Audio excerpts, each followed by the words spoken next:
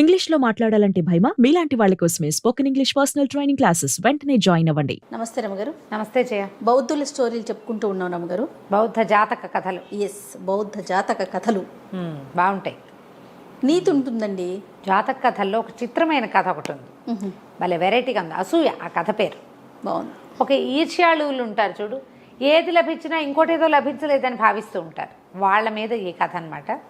ఇది బ్రహ్మదత్తుడు కాశీరాజ్యానికి రాజుగా ఉన్న కాలంలో రాజకుటుంబానికి అనుబంధంగా ఉండే కుటుంబాల్లో ఒక ఫ్యామిలీ ఉండేది. చాలా కాలం వాళ్ళకి పిల్లలు లేరు. అయితే ఇది ఒక వైశ్యుల కుటుంబం అనుకుంటా. పిల్లలు కలగకపోతే అందరు ఆ కోడల్ని ఏదో రకరకాలు అనేవాళ్ళు. అంటే అమ్మాయి ఎప్పటికీ పిల్లలు పుట్టట్లేదంటే పెళ్ళై 10 సంవత్సరాలు అయిపోయింది. ఆవిడకి నెల తప్పిందని అబద్ధం చెప్పేసి పుల్లటి మామిడికాయలు అవి ఇవి తిని ఈ లేత నెలల్లో ఎలా బిహేవ్ చేస్తారో అట్లా బిహేవ్ చేసి క్రమంగా నెలలు పెరుగుతుంటే నడుముకి గుడ్డలు చుట్టుకుని ఎవ్వరికీ తెలియనిచ్చేది కాదు, అందరికీ తను కడుపుతో ఉన్నట్టు తెలిపించేది. అయితే ఒకనాడు ఏమైంది, ఆ అమ్మాయి పుట్టింటికి బయలుదేరింది. పురిటికి ఏదో మేనేజ్ చేద్దామనుకుంది. సరే పుట్టింటికి బయలుదేరితే ఆ ముసలి దాది వాళ్ళు వీళ్ళు కలిసి అందరూ బయలుదేరితే సరే కొంత దూరం వెళ్ళిన తర్వాత విశ్రాంతి తీసుకుంటారు కదా. విశ్రాంతి తీసుకుంటుంటే వీళ్ళు ఒక చోట ఆగినప్పుడు ఒక సంచార బిడారు, అంటే చాలామంది ఊరికి ఇలా పాఠక జనం గుంపుగా కలిసి తిరుగుతూ ఉంటారు. ఏదో ఒక ఊళ్ళో వెళ్తారు, అక్కడ ఏదో కొన్ని పనులు చేసుకుని చిన్న చిన్న మాటలు గీట్లు అవన్నీ వేసి సంపాదించుకుంటారు. అట్లాంటిది ఒక బిడారు ఒకటి వెళ్తోంది. జస్ట్ వీళ్ళు ఆగారు, వాళ్ళు బయలుదేరారు అనమాట. సరే ఏమైంది, ఈవిడ కాస్త కొంచెం అటు ఇటు కొంచెం కాలు చాచుకోవడానికి నడవడానికి కొంచెం వాగల్లే ఉంటే ఆ వాగు వైపుకి వెళ్ళేసరికల్లా అక్కడ ఒక చెట్టు కింద ఒకటికి ముద్దులు మూట కట్టే ఒక చంటి పిల్లాడు కనపడ్డాడు. ఆవిడకి బంగారపు రంగులో వెలిగిపోతున్నాడు. బోధిసత్వుడు అట్లా జన్మించాడు అక్కడ. ఓహో. అయితే ఈవిడ ఏం చూసుకుంది, అటు ఇటు చూస్తే ఏమనిపించింది, సంచారంలో బిడారు వెళ్ళిందా, వాళ్ళలో ఎవరైనా ఒక పేదది పిల్లాడిని పెంచలేక కానీ ఇక్కడ వదిలిపెట్టి వెళ్ళి ఉంటుంది. ఈవిడేమనుకుంది, భగవంతుడు నా కోసమే ఇంకొక 10 రోజుల్లో కాన్పు వస్తుందనగా బయలుదేరింది ఈవిడ. లెక్కలట్టా చెప్పి రోడ్డు మీద కాన్పు వచ్చిందని చెప్పచ్చు. చట్టుకున్న ముసలి దాదిని కేకేసి నడుముకున్న బట్టలన్నీ తీసి పక్కన బయట పారేసేసి ఆ పిల్లాడిని ఎత్తుకుని ఆ దాదికి ఏం చెప్పిందంటే, నాకు పురుడొచ్చిందని నువ్వే పురుడు పోసానని చెప్పు అని చెప్పి మెళ్ళో ఉన్న నగకట్టంతా ఎత్తి ఆ దాది చేతిలో పెట్టింది. ప్రాణం పోయినా ఈ మాట బయట పెట్టద్దు, పిల్లవాడు నా కొడుకు, నాకు ఇక్కడ పుట్టాడు, నువ్వే పురుడు పోసావు. తర్వాత లక్షణాలన్నీ తర్వాత జరిపింపులన్నీ ఎవరు వచ్చి ఇమ్మాయిని చూడరు, నా దాదులే జరపాలి. కాబట్టి తర్వాత పని నువ్వే జరుపుతావు, ఎవ్వరికి ఈ రహస్యం తెలీదు, పిల్లాన్ని ఎత్తుకుని అత్తారింటికి వెళ్ళిపోదామని సాయంత్రానికల్లా చంటి బిడ్డను ఎత్తుకుని అత్తవారింటికి వెళ్ళిపోయింది. మళ్ళీ కాశీరాజ్యానికి చేరిపోయింది. చేరేసరికల్లా సరే ఏమైంది, వెళ్ళారు, వెనక్కి వెళ్ళిపోయారు. పిల్లాన్ని చూస్తే ఆశ్చర్యపోయారు.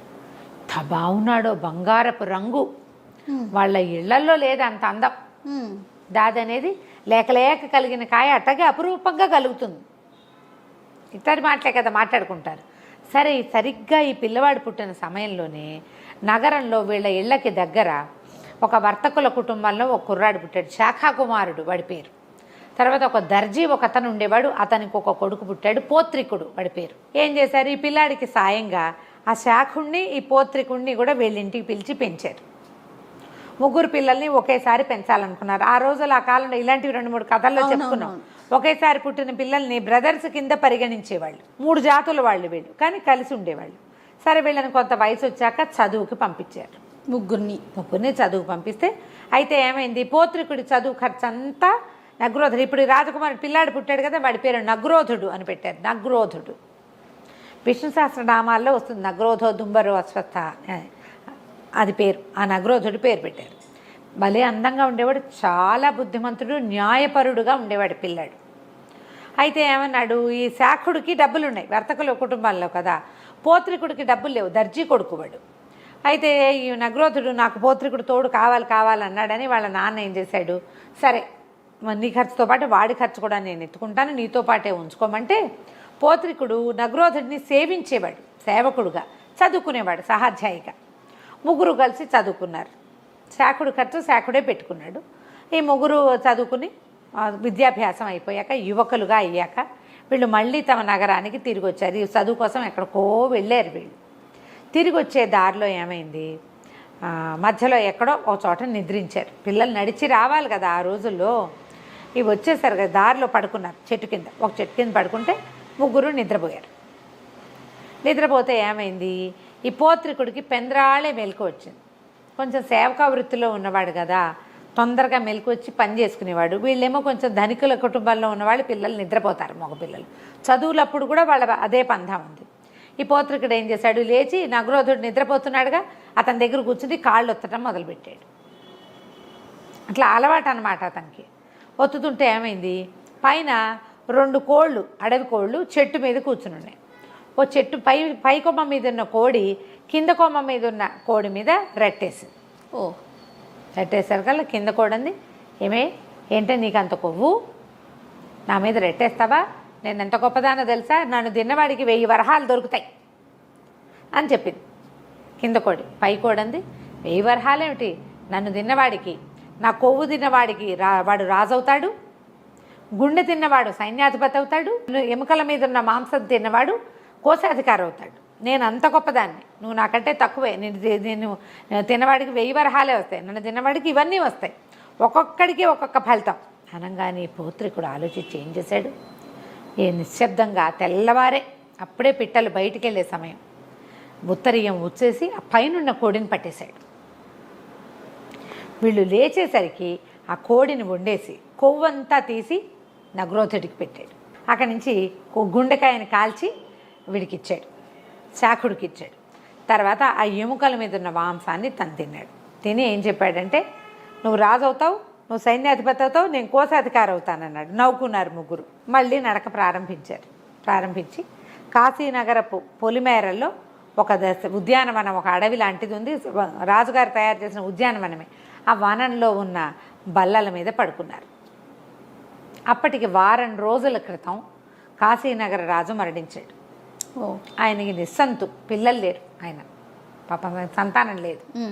అయితే ఏమనుకున్నారంటే, ఆయన దినవారాలు పూర్తయ్యాక నగర ద్వారాల దగ్గర వెతకాలి, వాళ్ళ పద్ధతి అన్నమాట. ఎవరైనా సరే జాతకాల ప్రకారం, అంటే వాడి ఏమన్నా సాముద్రిక లక్షణాలను చూసి రాజుని ఎన్నుకుంటారు. ఇలాంటి కథలు చూసాం కొన్ని. మేళతాళాలతోటి మంత్రి, సైన్యాధిపతి వీళ్ళంతా ఛత్రచామర ధ్వజాలతోటి ఈ నగరం పొలిమేరలకు వచ్చారు. ఈ పొలిమేరల్లో ఉన్న ఉద్యానవనంలో పడుకున్న వాళ్ళందరినీ పరిశీలిస్తూ ఈ నిద్రపోతున్న నగ్రోధుడిని చూశారు. ఈ నగ్రోధుడికి కాలులో ఏకచక్రం ఉంది. చక్రాలు చూస్తారు కదా, శంఖం చక్రం చూస్తారు. ఏకచక్రం భోగి, ఇతను రాజు అవుతాడు, రాజపు లక్షణాలు అవి. అతన్ని రాజుని చేశారు, రాజుగా ఎన్నుకున్నారు. ఎన్నుకోగానే రాజన్న ఇతన్ని నిద్ర లేచాడు. నువ్వే మా రాజు అన్నారు, ఇది ఏర్పాటని చెప్పారు. అప్పుడు నా స్నేహితుడు శాఖుడిని నేను సైన్యాధిపతిని చేస్తానని చెప్పాడు. వాళ్ళకు ఉంటుంది కదా రైటు, అవి ఉంది కదా. రాజు సైన్యాధిపతి అందరినీ చక్కగా సపరివారంగా తీసుకెళ్ళాడు. పోత్రికుడిని ఏం చేయలే. అయితే రాజు అవగానే ఇతను ఏమన్నాడు, శాఖుడితో చెప్పాడు, శాఖ నువ్వు వెళ్ళి మన అమ్మానాన్నలను తీసుకురా, మనం ఇంత గొప్పది ఇంట్లో ఉన్నాం, నేను రాజునయ్యా, నువ్వు సైన్యాధిపతిని అయ్యావు, మా అమ్మ నాన్నలను తీసుకొస్తే వాళ్ళు కూడా మనతో పాటు ఉంటారంటే శాఖుడు అన్నాడు, నేను ఎందుకు వెళ్తాను, అది చిన్న పని కదా, నేను సైన్యాధిపతిని, నా లెవెల్కి తగిన పని కాదు అది, ఎవరైనా చిన్నవాళ్ళని పంపించు నువ్వు అనేసరికల్లా తను ఏమనుకున్నాడు, సరేనని పోత్రికుడిని పిలిచాడు. పోత్రిక నువ్వు వెళ్ళి అమ్మా నాన్నలను తీసుకురా, మీ అమ్మా నాన్నని కూడా తీసుకొచ్చి ఇక్కడే ఉంచుకుందాం అన్నాడు. పోత్రికుడు వెళ్ళాడు. వెళ్ళేసరికి వాళ్ళ అమ్మా నాన్న, శాఖుడు అమ్మా నాన్నకి దగ్గర వెళ్ళాల, నగ్రోధుడి అమ్మా నాన్న దగ్గరికే వెళ్ళాడు. వెళ్తే వాళ్ళు ఏమన్నారు, అయ్యా ఆయన రాజు అయితే మా అబ్బాయి రాజు అని చెప్పుకుంటాం, మేము ఇక్కడే ఉంటాం, ఆ ఊరు వచ్చి అక్కడేం చేస్తాం, మహానగరంలో మేమేం చేయలేం, చిన్న ఊళ్ళో ఉన్నారు వీళ్ళు, ఎట్లాగూ రాజబంధువుల పరివారంలోనే ఉన్నాం, ఇంకొంచెం గొప్ప జరుగుతుంది, అదేదో ఇక్కడే జరుపుకుంటాం, నగరానికి వచ్చి ఆ బాధలు పడలేం, కొత్త చోటు ఇంత వయసు వచ్చాక పెద్దవాళ్ళం అక్కడ ఏమడలేం, కాబట్టి మేము రామన్నారు. ఇప్పుడు సరే అక్కడి నుంచి ఏం చేశాడు, తిరిగి వస్తూ శాఖుడి ఇంటికి వెళ్ళాడు. శాఖుడి అమ్మా నాన్న కూడా చెప్పాలనుకున్నాడు, కానీ అదే సమయానికి శాఖుడు తన ఇంటికి వచ్చి ఉన్నాడు, ఇంట్లో ఉన్నాడు అమ్మా నాన్నల దగ్గర. నేను శాఖుడి మిత్రుణ్ణి, పోత్రికుడు నా పేరు, మరి వాళ్ళ అమ్మా నాన్నలు కలవడానికి వచ్చానని వాకిట్లో సైనికులకి చెప్పాడు. చెప్పేసరికల్లా ఎప్పుడైతే శాఖుడు మిత్రుణ్ణి పౌత్రికుణ్ణి అని చెప్తున్న మాట తెలిసిందో వాడిని చావచిత కొట్టండి, శని వెధవ, వాడి వల్లే నేను సైన్యాధిపతిని అయ్యాను లేకపోతే నేను రాజునయ్యేవాడిని అనేసరికల్లా సైనికులు కొట్టారు పౌత్రికుడు. ఓ. కొట్టేసరికల్లా ఏం చేస్తాడు పౌత్రికుడు? ఏమిటి ఈ శాఖుడు ఉద్దేశం ఏమిటి? నగ్రోధుడు ఉన్నాడు, నేనున్నాను, నాకెందుకు ఇవ్వలేదు కోడి కొవ్వు? ఆ కొవ్వు నాకు ఇచ్చుంటే నేను రాజునయ్యేవాడిని. తన కాకుండా నగ్రోధుడికి ఇచ్చాడు. నగ్రోధుడికి ఎందుకు ఇచ్చాడు? నగ్రోధుడే పౌత్రికుడిని చదివించింది. నగ్రోధుడిని రాజు చేయాలని ఎందుకు అనుకున్నాడు? వాడి దగ్గర రాజరికపు లక్షణం ఉంది, ఒకళ్ళని పోషించే గుణం ఉంది అతనికి, అందుకనే కదా అనుకుంది. అందుకే తనకి ఎవరు పోషకుడుగా ఉన్నాడో అతన్ని రాజును చేయడానికే కోడి కొవ్వంతా తీసి ఇచ్చాడు. రెండోవాడు తమ సహాధ్యాయి, తమ స్నేహితుడు కాబట్టి గుండెకాయని తను తినేయకుండా వాడికి శాఖుడికి ఇచ్చాడు. తను కోశాధికారి అంటే అది అసలు ఉందో లేదో, ఆ పదవి అసలు లేదు కూడా, తనకు చాలు అనుకున్నాడు. ఈ తన్నేసరికల్లా పౌత్రికుడు ఏం చేశాడు? సరే దెబ్బలు తిని కాశీనగరానికి బయలుదేరి వెళ్ళిపోయాడు. శాఖుడు కూడా ఏమనుకున్నాడంటే కోపం వచ్చి కొట్టించాడు, కానీ రాజుకు చెప్తే అతను ఎట్లా రియాక్ట్ అవుతాడో తెలియదు. సరే వెళ్ళాడు. తనేమో ఆగమేఘాల మీద తనకు సైన్యాధిపతి కాబట్టి గుర్రాల మీద వెళ్ళిపోయాడు. పౌత్రికుడు చిన్న బండి మీద వెళ్ళాడు. శాఖుడు వెళ్ళిన తర్వాత ఇంటికి వెళ్ళి అన్ని తీర్చుకుని తను రాజు దగ్గరికి వెళ్ళేసరికి, నగ్రోధుడి దగ్గరికి వెళ్ళేసరికి పౌత్రికుడు కూడా వచ్చేసాడు. జరిగిందంతా చెప్పాడు. మీ అమ్మా నాన్న రానన్నారు. వాళ్ళమ్మా నాన్నని అడుగుతాను వాళ్ళ ఇంటికి వెళ్తే శాఖుడు నాకు కొవ్వు ఎందుకు ఇచ్చావు కాదు అని నన్ను కొట్టించాడు సైనికులతోటి. అనగానే ఇంత మహాక్రోధం వచ్చేసింది నగ్రోధుడికి. తను తినచ్చు కదా, సైన్యాధిపతి వాడే అవ్వచ్చు, వాడవ్వకుండా నీకు పట్టం కట్టాడు సహాధ్యాయువని స్నేహితుడివని. లేదా వాడే తినచ్చు కోడి కొవ్వు రాజు అవ్వడానికి. వాడు ఎందుకు తినలా? వాడి బుద్ధి మంచిది, వాడు సరిగ్గా ఆలోచించాడు. నా శక్తి ఎంత, నేను ఎంత చేయగలను, నేను ఎంత దానికి పాత్రత కలిగి ఉన్నానని ఆలోచించి ఒక పెద్దది నాకు, రెండో పెద్దది నీకు ఇచ్చి మూడో భాగం తీసుకున్నాడు వాడు. అలాంటి వాడిని కొడతావా నువ్వు ఏనాడైనా వాడికి సహాయం చేసావా? ఒక్కసారి కూడా వాడి చదువుకి ఒక్క గుడ్డిగవ్వ కూడా నువ్వు ఇవ్వలేదు. అయినా కూడా స్నేహితుడు అన్న ప్రీతితోటి ఇచ్చాడు. వెళ్ళిపో, నువ్వు నగరం వదిలిపెట్టి వెళ్ళిపోమన్నాడు. అనేసరికి పౌత్రికుడు కాళ్ళు గడ్డాలు పుచ్చుకొని బతిమలాడాడు నగ్రోధుడిని. వద్దు అట్లా చెయ్యొద్దు, వీడు మన స్నేహితుడు. ప్రథమ కోపంతో చేశాడు ఇంత పని, ఎప్పుడు చేయడు, ఇట్లాంటి పొరపాటు చేయడు. స్నేహితుడిని ఇట్లా శిక్షించకూడదు. పైగా నువ్వు రాజు అయ్యి మొదటి నువ్వు తీసుకున్న నిర్ణయం ఏమిటి? శాఖుడిని సైన్యాధిపతిని చేస్తా అని చెప్పావు. నీ నిర్ణయానికి నువ్వే వ్యతిరేకివి కావచ్చా? ప్రజల్లో ఎలాంటి ఆలోచన వస్తుంది నీ మీద? వద్దు ఈ పని చేయొద్దు, శాఖ బతిమలాడుకో, నువ్వు క్షమాపణ చెప్పని శాఖుడితోటి క్షమాపణ చెప్పించాడు.